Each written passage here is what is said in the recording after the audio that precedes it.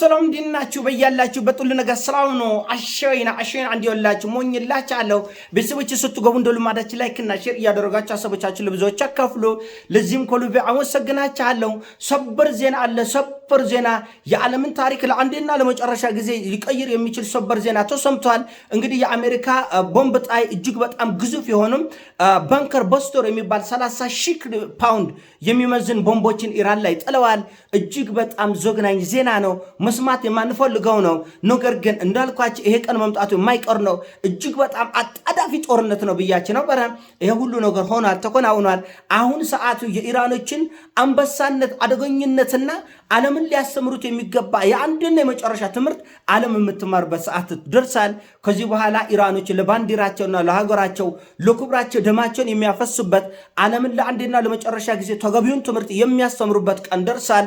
ምናልባት በየሁለት ሰዓቱ ልዩነት ዘግናኝና ሰበር ዜናዎችን ትሰማላቸው። የሲኦል ደጆች ተከፍተዋል። አበቃ። የሲኦል ደጆች ተከፍተዋል። አያቶላ አሊ ካሚኒ እኛ ላይ ጥቃት ብታደርሱ አላህ ምስክሬ ነው፣ ታላቅነታችሁ ለአንድና ለመጨረሻ ጊዜ እንቀብረዋለን፣ የአሜሪካን ሀያልነት እንሰብረዋለን አከርካሪውን ብለዋል። አሁን ይሄ የወሬው ጊዜ አልቋል። በትክክል ይሄን የምታዩበት ቀን ደርሷል። በትክክል ኢራኖችን ለዘመናት የተዘጋጁበትን እጅግ በጣም አውዳሚ የሆነ ጦርነት ዛሬ ደጆቹ ተከፍተዋል። ይሄ የዓለምን ታሪክ ይቀይራል። የዓለም ታሪክ መቆየሩ መታየት ዛሬ ማታ ዛሬ ከሰዓት የዓለም የነዳጅ ዋጋ በእጥፍ ሲጨምር ታዩታላችሁ። ዛሬ ከሰዓት ቀይ ባህር ድብልቅልቁ ሲወጣ ታያላችሁ። መርከቦች ሊቆሙ ይችላሉ። በየትኛውም ቅጽበት የአሜሪካ የጦር መርከቦች በያሉበት ሊመቱ ይችላሉ። እጅግ በጣም አስፈሪው የሲኦል ደጅ ተከፍቷል። እያንዳንዱ ኢራናዊ ባንዲራውን እያያዘ ለክብርና ለአገሩ የሚዋደቁበት ሰዓት ደርሷል። ከዚህ በኋላ እንዳልኳችን ትናንት ብያችኋለሁ። ይሄ ጦርነት መሳሪያ የምትመርጡበት አይደለም። እንት ኮላስተር፣ ኬሚካል፣ ፕላስቲክ፣ ኮላስተር ምናምን ምትል አበቃ። አሁን ዘነዘናም ኮብልስተንም ሃይፐርሰኒክም ሴጅልም ሃታፍ ማነው ፎታሁለት ያለው ሁሉ የሚጠቀሙበት ነው። አሁን ዘግናኝ ቀን መጥቷል። አሁን ወደኋላ የማንመለስበት ጦርነት መጥቷል። ይሄ ጦርነት በአንድ ወር ውስጥ ይጠናቀቃል ብያቸዋለሁ።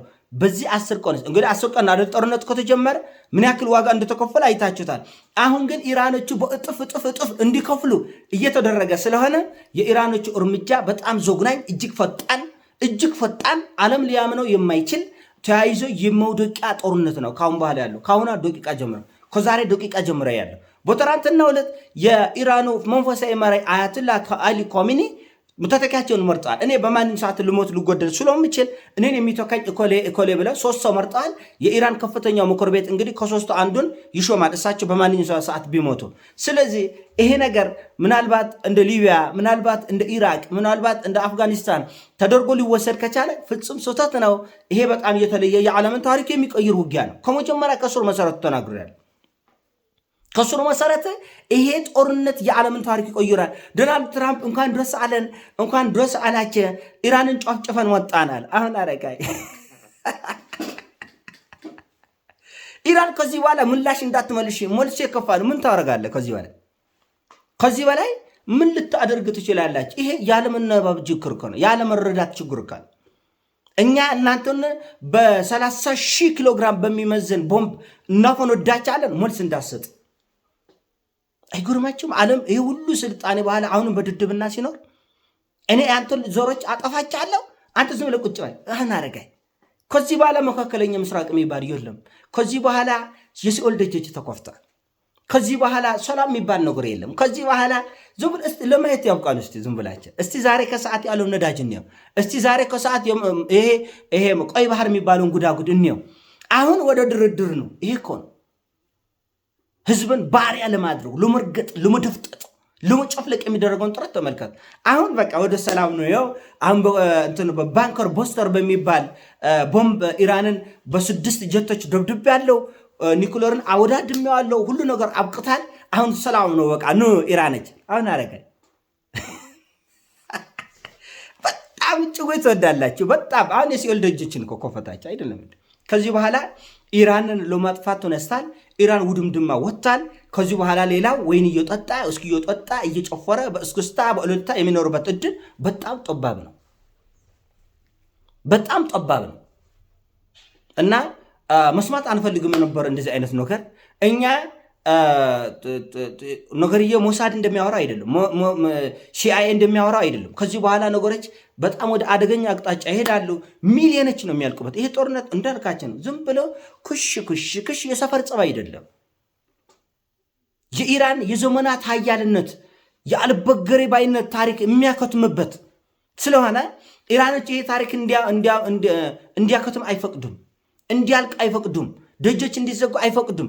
ልክ ራሽያኖቹ እኛ የሌለንበት ዓለም ለምን አመድ አይሆንም፣ ለምን ዱቄት አይሆንም እንደሚሉት ሁሉ ለምን ዓለም ከታሪክ መዝገብ አትደመሰስም እንደሚሉት ኢራኖቹ እስከ መጨረሻ ደም ጠበታቸው ድረስ ለኮራቸው፣ ለሀገራቸው፣ ለባንዲራቸው ደም ይከፍላሉ፣ ዋጋ ይከፍላሉ። ይሄ ወደው ሳይሆን በጉዳቸው። እንኳን ደስ አለን፣ እንኳን ደስ አላቸው፣ እንኳን ደስ አለን አናረገ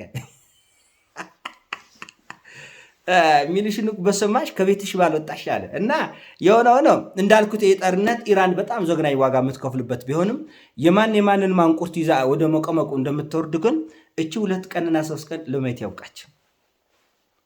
ያውቃቸው። እንዲህ ያሉ ጨዋታዎች አይሰሩም።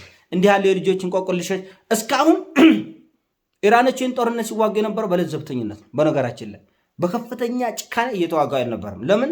እየተወራወሩ ነው፣ እየተጨፋጨፈ ነው። ነገር ግን ፕሮባቢሊቲ የሰላም ፕሮባቢሊቲ 40% ነበር። የሚጎርማቸው ይህ ሁሉ ጭፍጭፍ በኋላ 50% ነበር። አሁን ግን 99.9% የሰላም እድል የለም። በሮቹ በሙሉ ተዘግተዋል። የሲኦል ደጆች ተከፍተዋል። ከዚህ በኋላ በተገኘው ነገር መጨፋጨፍ ነው፣ ዋጋ መክፈል ነው። ስለዚህ በጎ ጊዜ ለዓለም አልመጣም። በጣም የሚያሳዝን ቀን የዛሬ ቀን፣ የሚያሳዝን ለዓለም ታሪክ የሚያሳዝን ቀን ነው። በጣም አጣዳፊ ነው። አሁን ጦርነቱ ቤንዚን ሳይሆን ምን እንደተከፈከፈ ነገር በጣም ዘግናኝ ነገር ነው የተከፈከፈው። ከዚህ በኋላ ሰላም የሚባል ነገር የለም በፍጹም እንዳታስቡት። የኢራን መፍረስ መውደም እልቂት ነው። ዙሪያውን ወደ ሲኦልነት ይቀየራል። ከዚህ በኋላ ዓለም ተረጋግቶ ሊበላ፣ ሊጠጣ፣ ሊነግር፣ ሊወጣ፣ ሊገባ አይችልም። ይሄን ለማየት ያብቃችሁ። በጣም አስፈሪ ጊዜያቶች ለሞላ ዓለም መጥቷል። ደሞነፍስ መሪዎች እንዲህ ናቸው። ደሞነፍስ ናቸው መሪዎች። የዓለም መሪዎች እንደምታውቁት በሰው ደም የሰከሩ ናቸው። በሰው ደም የሰከሩ አንድ የ4 ዓመት ህፃን ማሰብ የሚችለውን ማሰብ የማይችለው ደሞነፍሶች የሚመጣውን መከራ፣ አንደኛው የዓለም ጦርነት፣ ሁለተኛ የዓለም ጦርነት፣ በቀዝቃዛ ጦርነት ዓለም ምን ያህል ዋጋ እንደከፈለ፣ በተለይ በአንደኛና በሁለተኛ ዓለም ጦርነት የሰው ልጅ ከምድረ ገጽ ሊጠፋበት የነበረ እድል ነው። ለትንሽ የተረፍ ነው ለትንሽ። አሁን ደግሞ ይሄ ጦርነት ከዚህ በላይ መቆመቅ ያመጣል። በፍጹም አሜሪካኖቹ መስማት የማይፈልጉትን ዋጋ ይከፍላሉ። መስማት አይፈልጉትም። መስማት ግን የግድ ነው። ዓለም መስማት የማይፈልጋቸው ነገሮች ይመጣሉ። አሁን ለምን ጉሮሮ ተይዛል። ራሽያኖቹ በዚህ ጉዳይ ዝም እንደማይሉ እርግጠኛ ነኝ። ድምፃቸውን አጥፍተን እኛ የለንበትም ብለው ሚሳኤሎቹ ሊተኩሱ ይችላሉ።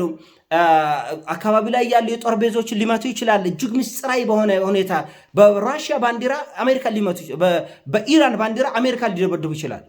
ይመነ ብልይዳል የዓለም ፖለቲካ እዛ ድረስ ነው የሚሄደው።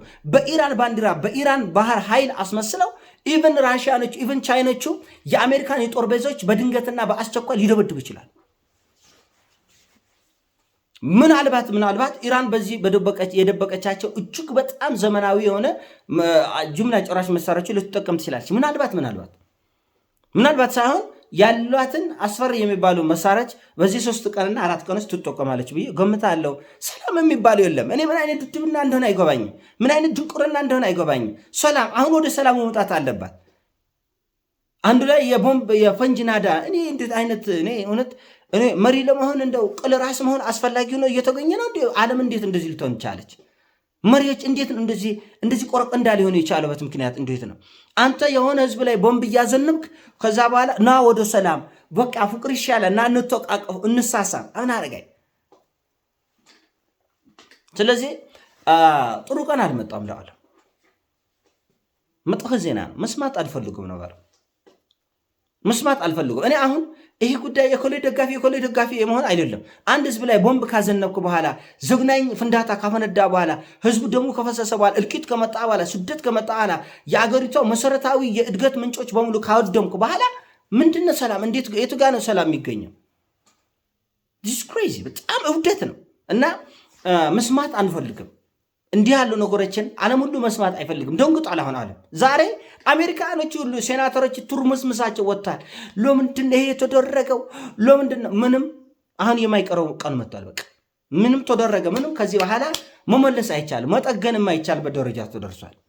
መስተካከል አይቻልም። ማረም አይቻልም። መጸጸትም አይቻልም። መሞት ብቻ ነው። አንዳንድ ጊዜ ለንስሐ እድል የሚሰጥሃል። አንዳንድ ጊዜ ለመለወጥ እድል የሚሰጥ ጊዜ አለ። አሁን ይሄ ግን ለመለወጥ እድል አይሰጥህም። ለማስተካከል እድል አይሰጥህም። ተያይዞ ወደ መቆመቅ መሄድ ነው። መስማት የማንፈልጋችን ዘግናኝ ሰበር ዜናዎች በየ2 ሰዓቱ ወይ በየሰዓቱ ልዩነቱ ሰማላችሁ። አሁንም ለዓለም ሰላም እንዲሆን እንሞኛለን ሐሳብ ነው። ተመልሼ መምጣት አይቀርም ወይ ከ3 ሰዓት ወይ ከ4 ሰዓት በኋላ ምክንያቱም ሌሎች እጅግ በጣም ዘግናኝ የሆኑ ወሬዎች መሰማታቸው አይቀርም። ይህን ሐሳብ ነው። ሲሞቻችሁ ላይክና ሼር አድርገው ሐሳቦቻችሁ ለብዙዎች አካፍሉ። አመሰግናችኋለሁ። ፒስ